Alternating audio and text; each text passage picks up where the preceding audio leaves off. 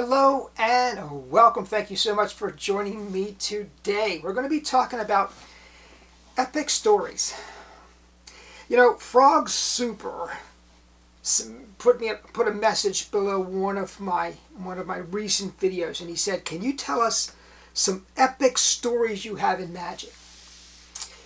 You know, Frog Super, I don't have what I would consider to be, I don't have any epic stories. I mean, I did not make the Statue of Liberty disappear.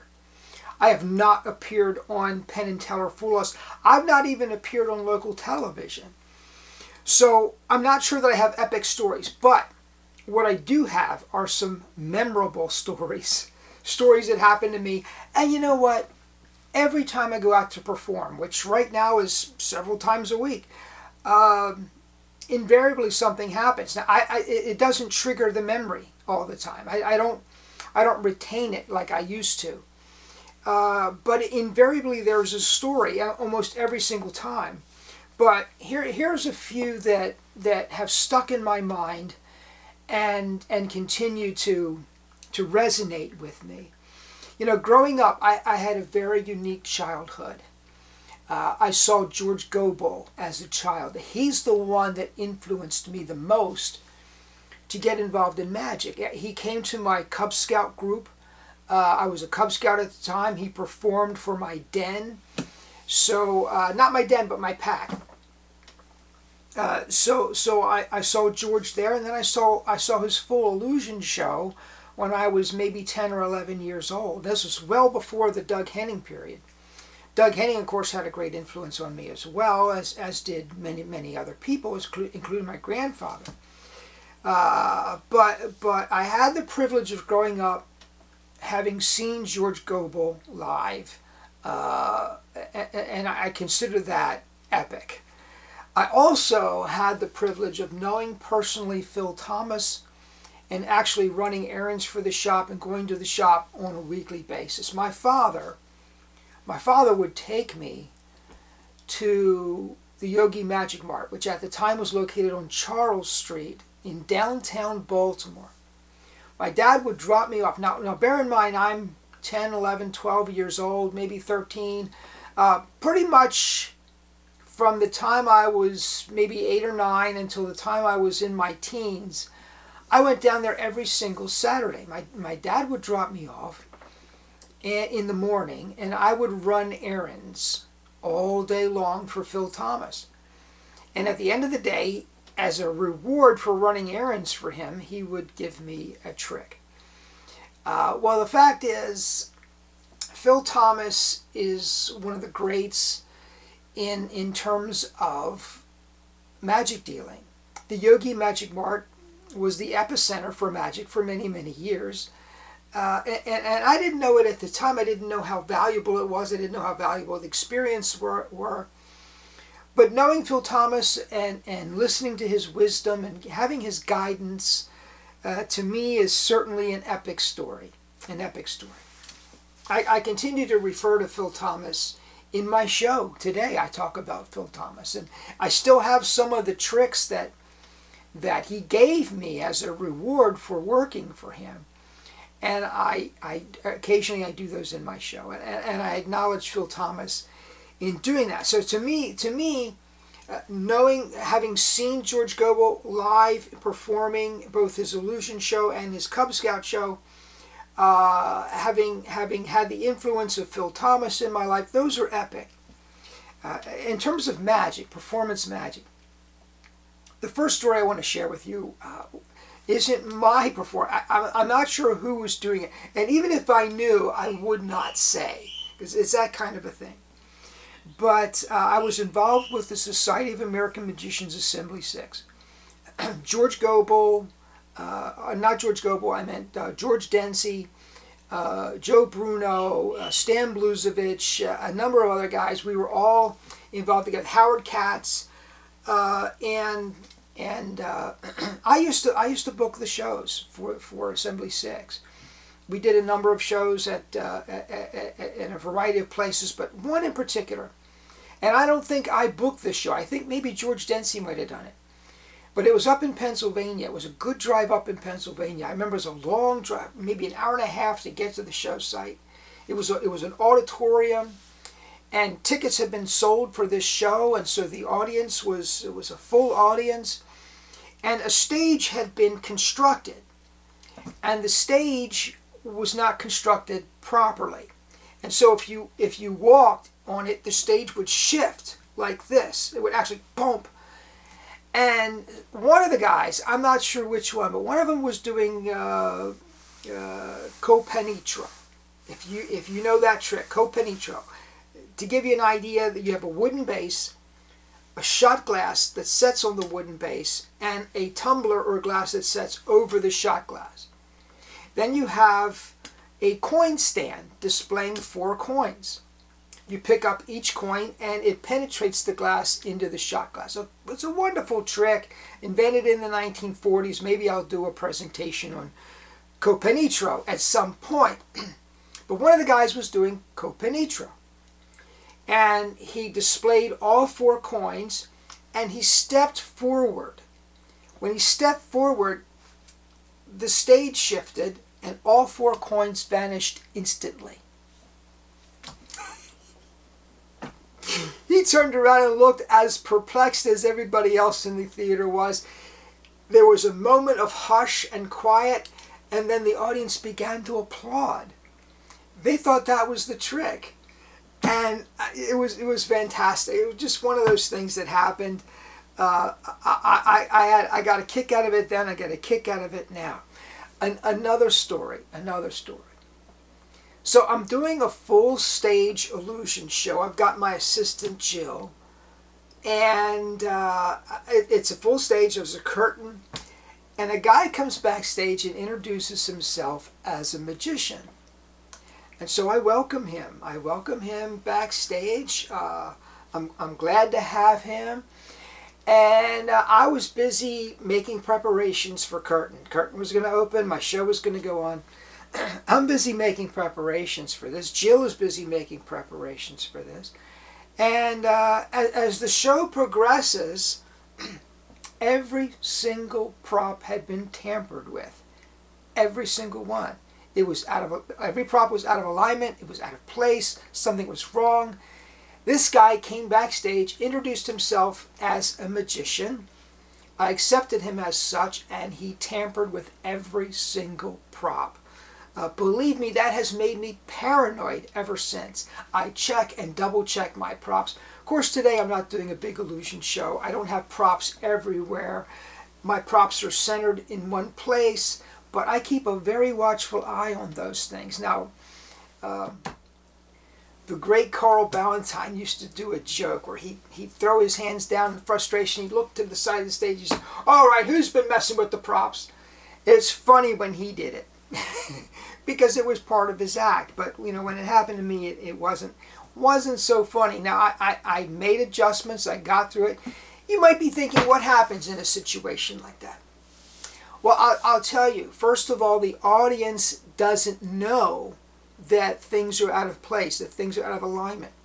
Very often, I took the time right there in front of the audience to reset something. They didn't know. Then I proceeded with the effect. It went off fine. You can do that. You really can. It takes a bit of chutzpah, but you can do it. Now, I am in my late 20s, early 30s. I'm in my 60s now. So this was a number of years ago. I get hired to do a birthday party show for someone who is turning 90. The whole family's going to be there. Children, grandchildren, great-grandchildren. Massive family event. It's in a private home. I get to the event. I set up my show. The lady of honor is sitting right down in front. She is all smiles. She's just beaming from ear to ear. And I'm thinking, I've never seen anyone so enthused about magic before, particularly in her generation. So I'm just thrilled. So I start my act, and I do my first trick, and she's just smiling. And I do my second trick, and she's smiling, and she's having a great time. And I do my third trick, and all of a sudden, she becomes a little bit agitated. And she does this. And I stop and I say, is everything okay? And she says, are you going to strip or what? Her son says, Mom, it's a family event. She says, I'm turning 90. I wanted a stripper, and that's what I told you to give me. And this is just a magician. I thought he was going to strip. And so this 90-year-old lady and her son, her adult son, are having this discussion right in front of me, right during my show. She wanted a stripper. He wanted a magician for the family event. I'm standing here thinking, what's going on? One of the more memorable birthday parties of my life, I can assure you. Another story. So I get hired to do a centennial celebration. I believe it was Aberdeen Proving Grounds. Massive, massive celebration. It was a carnival atmosphere. They had Ferris wheels and rides and games and concessions, and it was a carnival atmosphere. And they had these trailers, like 18-wheelers that were brought in, and the side opened up, and it was a full stage.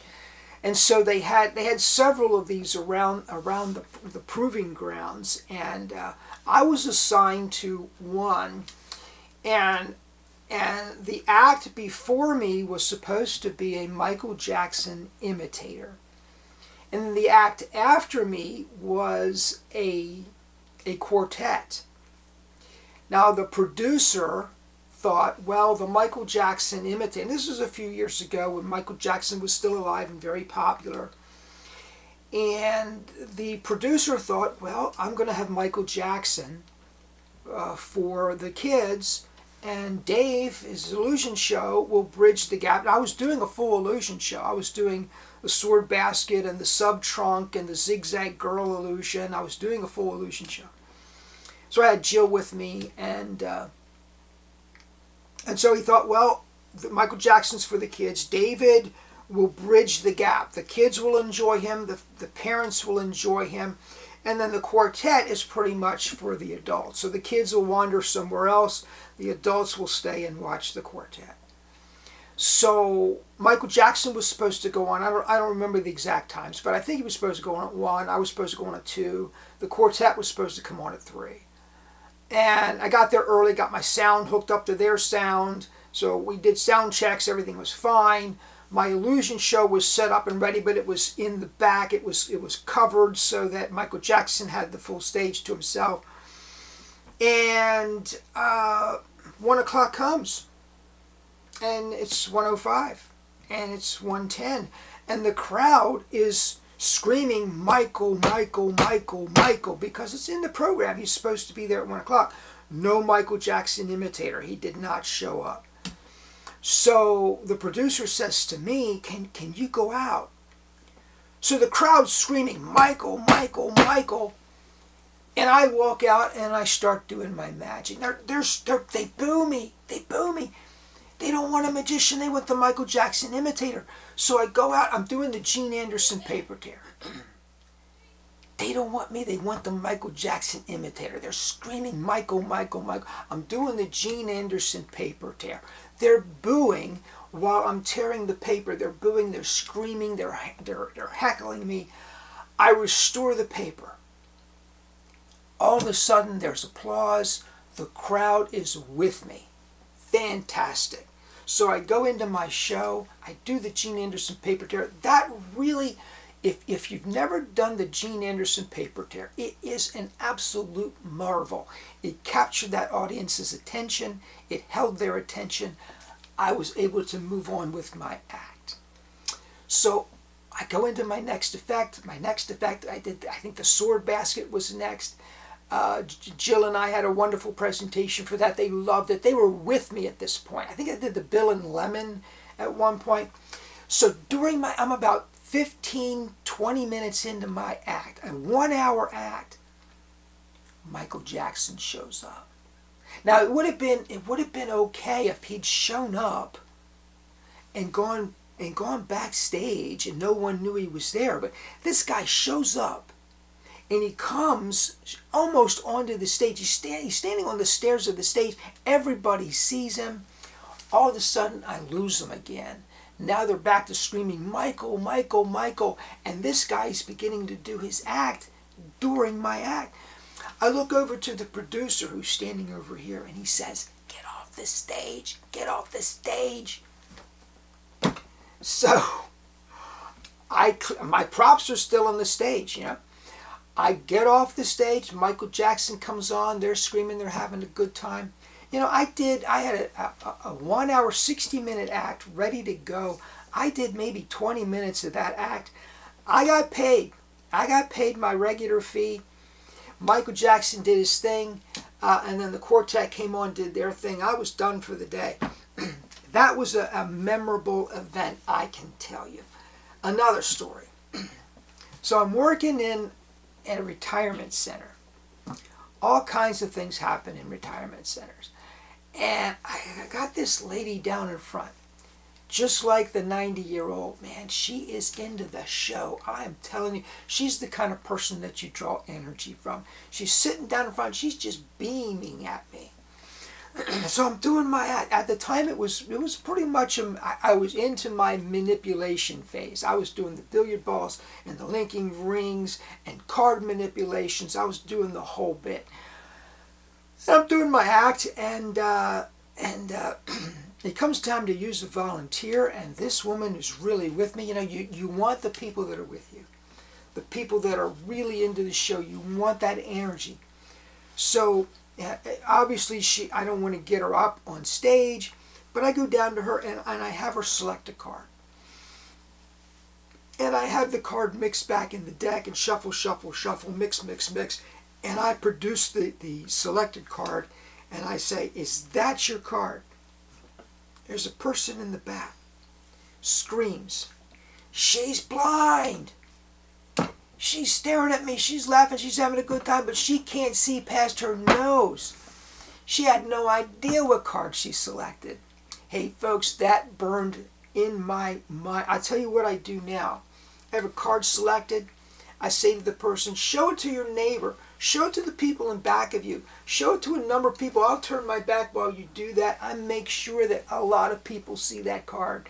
Because, first of all, the person might not be blind, but they might forget the card, right? So it's even better if you can see the card. Just hold the card up and go on with something else. In this case, it was a find your signed card thing. So it didn't work well. But hey, that's a memory. Now, one last story. This is so cute, so adorable. I'm doing a blue and gold banquet. And I'm doing my illusion show. This is back a few years. I'm doing my illusion. I got Jill. And as I mentioned, we had what I thought was a great sword basket presentation. Denny Haney helped us develop it. It was not Denny Haney's presentation. Denny Haney has a wonderful presentation for the basket. I had a slightly different one. I used a song called Along Came Jones, and we did a Dudley Do-Right kind of theme. It was a lot of fun to do, a lot of fun to watch. The audiences loved it. And you know, I never really thought that the basket was a profound mystery, but it's fun and audiences do enjoy it. Now the Pendragons, because they used fire, I think they upped the ante a bit on that effect. But I'm not sure if it was before the Pendragons, but at any rate, Denny's focused on comedy, the Pendragons focused on mystery. I was doing a comedic effect with it. So I do my I do my whole act. It's about a 45-minute act. After the act, a little girl comes up to me. She's got to be 5, 4, 6, in that age bracket. Comes up, she tugs on my pants, tugs on me. You know, I know how you did that basket trick. Well, I'm curious. I said, well, how did I do the basket trick? She says, when that girl went into the basket, she turned into smoke. That's how you did it. I was, oh. How did you find out? That was fantastic. I loved it. So folks, those are a few epic stories. I don't think they're epic, but they were memorable.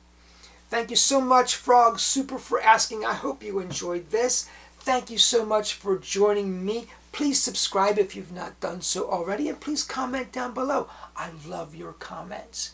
Have a great day, everyone.